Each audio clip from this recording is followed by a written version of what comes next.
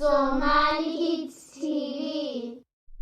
Allah Jalla Jalaaluhu wuu yeelay Nabi Nuux calayhi salaam ducadiisa iyo wuxuu amray Nuux calayhi salaam in adoon dhiso. Dadkii way ku qosleen Nabi Nuux calayhi salaam marka asagii dadka raaceen ay bilaabeen in adoonta dhisaan.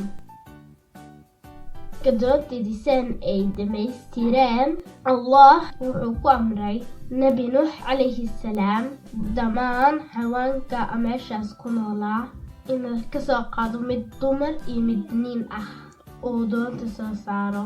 82 qof oo asaga soo raaceen doonta ay la soo raaceen.